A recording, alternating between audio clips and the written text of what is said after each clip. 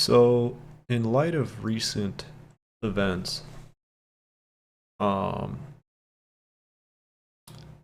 it's interesting, many of us feel very passionately about this issue of the slaughter of Palestinians and the war in Ukraine, which is being used as a battering ram against Russia by the United States, is plain to see. And Taiwan issue, which I believe to be a stalemate um, due to semiconductor independency. But what um, what of the domestic issue? Sure, we've got the floods, we've got the hurricane, which was very inappropriately dealt with.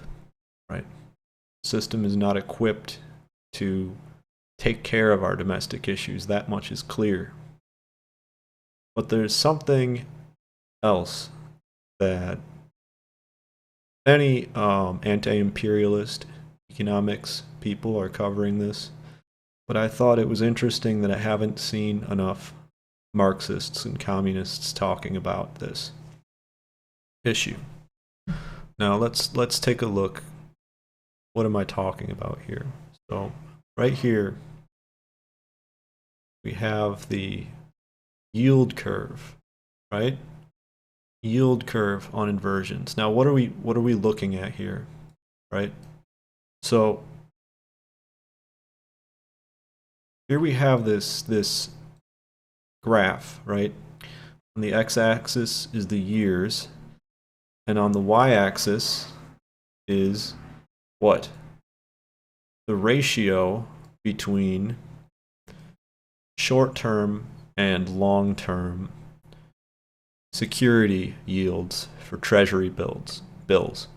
Now, the U.S. Treasury issues treasury bills, and these are a security. So most investments, you don't have a guaranteed return on the investment. But in the case of a security, the treasury bill, you do in fact have a guaranteed return on the investment. This is something offered by the U.S. Treasury. And how do they determine the price of T-bills?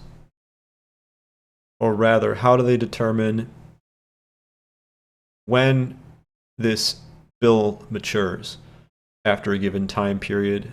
Anywhere from, maybe 1 year to 10 years. It's not the exact range, but that's not the important part here. The important part is, what is the relationship between the long-term security and short-term? Right? What does this indicate? This is a market signal. So there was an economic crash in 1991. You can see right here. And there was an uninversion of the yield curve in 1990. Uninversion of the yield curve in 2000, that's the dot-com bubble. That's another economic crash. And funny how 9/11 happened right after then. Right after the first economic crash, after the fall of the Soviet Union. The imperialists had to pivot towards the Middle East. But here we see another inversion of the yield curve. 2006. 2006 is when it started. And the notorious crash of 2008 and the fallout, which continued all the way up to 2010. That was the Occupy movement. Then here we have a little inversion of this curve, which happened between 2019 and 2020. COVID had barely even was a thing at that point in time. Economic crash of 2020. And what happened? What happened after 2020? There was massive federal stimulus, just like in 2007. There was a massive federal stimulus which kicked this crisis down the line. The Treasury became, not Treasury, but rather the Federal Reserve became loaded up with lots of junk bonds that they took on that were going to default, that these banks should have been punished for buying. Instead, they were allowed to speculate. Their speculation was enabled. And in 2020, it's all blamed on COVID, but you can clearly see based on this trend, this downward trend from 2015 down to 2020, that there was something approaching. And now, when you look at the curve here, I want you to compare the size of the uninversion, right? So you see when this line, when the blue line goes below the black line, there is always an economic recession, crash of some kind. Always. 2022 goes under. 2023 it goes under. 2024 it goes under. On that right edge you can see not only does this blue line go under the black line, but it goes under it to the point of something very extreme. Something very extreme, right? This is a very strong signal. This is a strong signal. So you can intuitively, just by reading this graph, tell that 2025, 2026, it's only a matter of time. It is only a matter of time before a major economic downturn. Major. So, why? Why is this? What is this magic? Is it just a coincidence? No. Remember, I was talking about these treasury bills. They're a security. And they run auctions to determine the price that they will yield, right? The amount of money that they will yield when they mature. And these large investors who participate in these auctions looking for a security, right? They're looking for a guaranteed investment to replace the private investment that they could not acquire.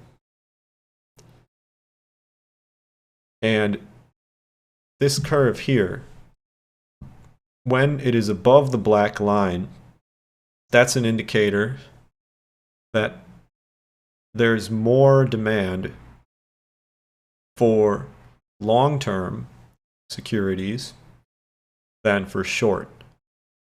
In other words, it is easier to find a short-term investment compared to a long-term one. And on the long-term ones, investors are more likely to choose to buy treasury bills instead. But when it goes below the line here, that means that the investors are seeking securities for the short term, more so than the long term. In other words, they believe it is more likely that the economy will be rising, the economic numbers, I should say, rather, because even when these numbers rise, it doesn't correspond to a growth in the physical economy necessarily. We have to remember this. These crashes, the monetarism, the austerity measures, all of these things that correspond to these crashes, these are artificially created. They rationalize it. They use the term business cycle to refer to these regular economic crashes. But in reality, these didn't happen in the Soviet Union. These do not happen to nearly the same extent in China, because despite the fact that they have markets, they're highly managed, and most of China's economy is state-run, state-owned. So these crashes, which are fully avoidable, materially, physically, socially avoidable, these are used as a weapon against you. During the upturns, the capitalists benefit. They have more money than ever, more security than ever. During the downturns, the capitalists benefit. They implement austerity measures, shock therapy in the name of balancing the budget. This monetarism is nothing but an excuse to rob you. Remember that.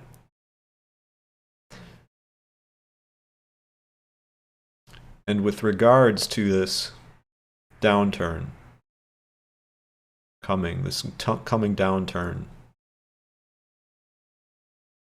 I want you to remember this. I pointed out in 2001 we had 9/11, right after an economic crash.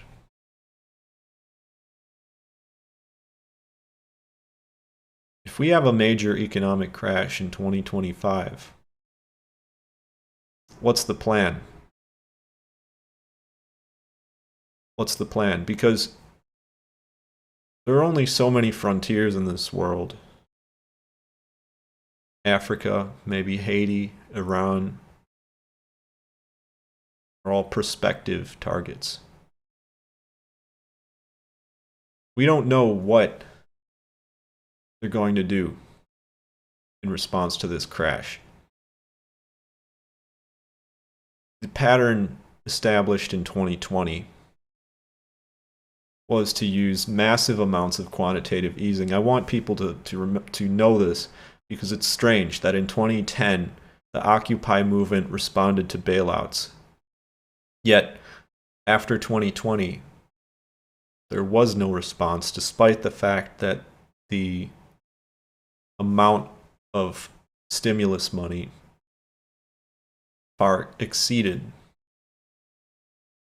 the prior investments that took place, and they resulted in the inflation that we saw, that they blamed on COVID. It was actually a result of their monetary policy and the internal logic of our system. So if this QE pattern from 2007-2020 is continued as we can expect it to be, there will be massive inflation in 2026, 2027. Absolutely. Because all of the junk bonds that are taken on by our federal government, this is a form of reallocation. Federal Reserve reallocating the people's money towards failing banks. What it is.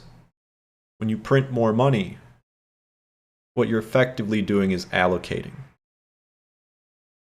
This is why socialist countries use state-run banking as a means of allocation. How does the Federal Reserve allocate? They allocate towards the rich. That's what they do. They reallocate the money towards the rich. The money, your dollar, becomes less powerful because they minted more dollars. So we will see that. We will see that very, very likely in the coming years. In addition to, because of the scale of this crash, we will see a major economic downturn.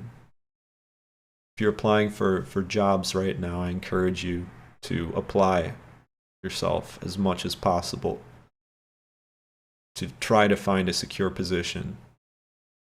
If you're starting a business, start it now. Start it now. Don't hesitate. If you have high-risk investments, even crypto, not safe from this.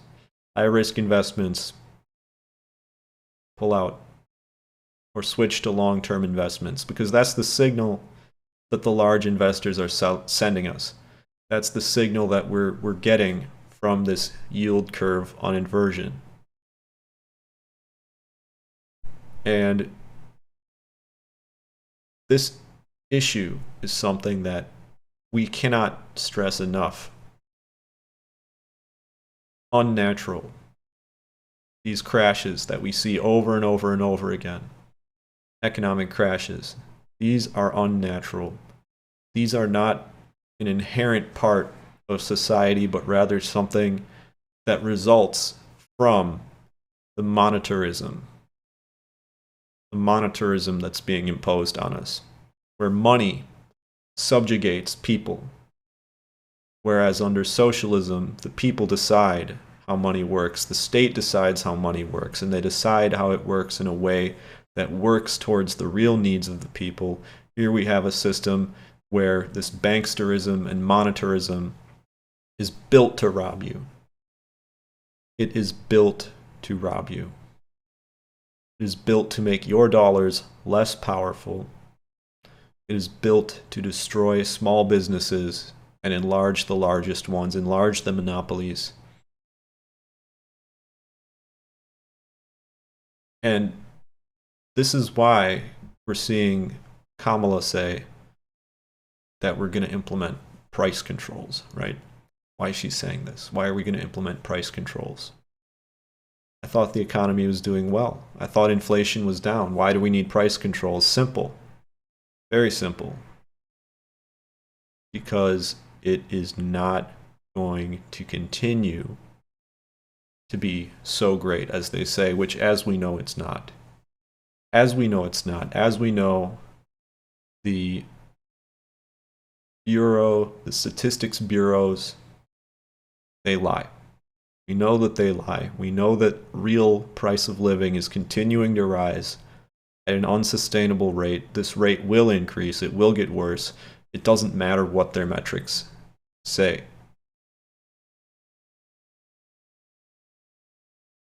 And if we want to reduce this inflation, we have to destroy, we have to allow, I say we, they have to allow businesses to disintegrate if they're going to do this. And the way I see it is now measures like price controls, all these things, these are a socialization of the economy. We have to remember, capitalism results in socialization because in order to resolve its crises, the capitalist system becomes increasingly socialized. They add in safety nets, they add in subsidies and other things to keep people from being hungry, to keep people from revolting. Now they can't even do that. The way they've set up their monetary system, the amount of parasitism through rent, healthcare expenses, other such things, for basic necessities, is beyond the point of tolerability. And they plan on making it worse. And if they do implement price controls, then they will have to implement subsidies alongside them. By socializing a capitalist economy, we move closer towards fascism. Keynesianism has always relied heavily on war spending. The Keynesian policy is a wartime policy. And the people like Bernie Sanders, who want to go into more wars, he talks about peace, he loves war. He wants to drop nukes on Iran. He wants to drop nukes on North Korea. He loves Israel. Bernie. He wants more war. The socialists in our establishment love war. They love war. And they're going to pick favorites in the capitalist class. They're not going to pick you up. This middle class rhetoric that the middle class is going to come back and all this, it never happened. MAGA was all about the middle class coming back. It's not coming back. Not the way they're doing things. No, it's not coming back. It has to be destroyed. They want debt slaves. They don't want a middle class. They don't want a strong, independent American people. They want a weak, subservient, and drugged up American people. And that's what we're going to get. That's what we're going to get, because at the end of the day, if you can't afford to live, at least you can afford to be high. At least you can afford to be drunk. At least you can afford an internet connection offering you endless addictive entertainment that you can't stop looking at. Is that what we're going to settle for? Is that what we're going to settle for? A life of poverty and entertainment? A life of weakness and pornography? No. We will not settle for that. No, we won't.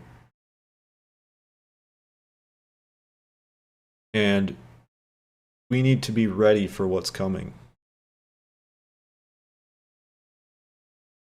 There is not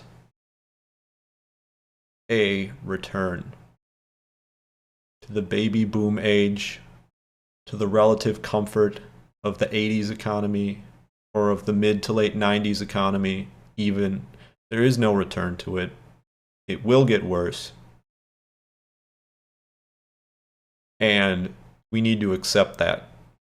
It will get worse before it gets better. We need to be the ones that can calmly tell people that this is the plan. The plan is that there is no plan for you. We've accepted this.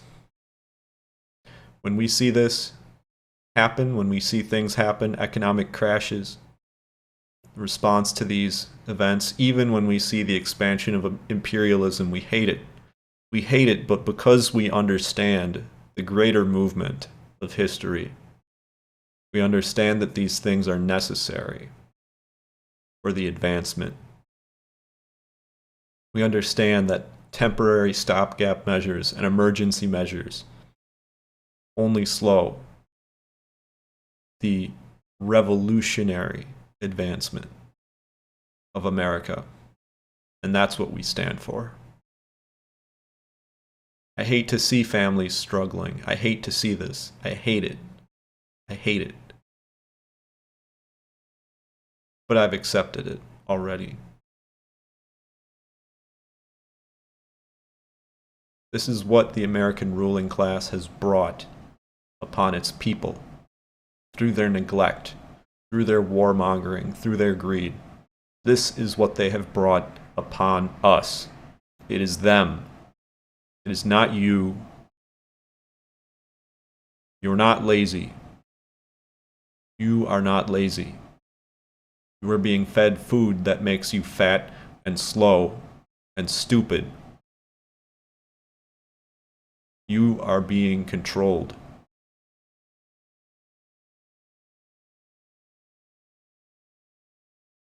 And if you can't get out of it, if you can't unite with other people, if you can't realize the necessity of revolution yet, you will.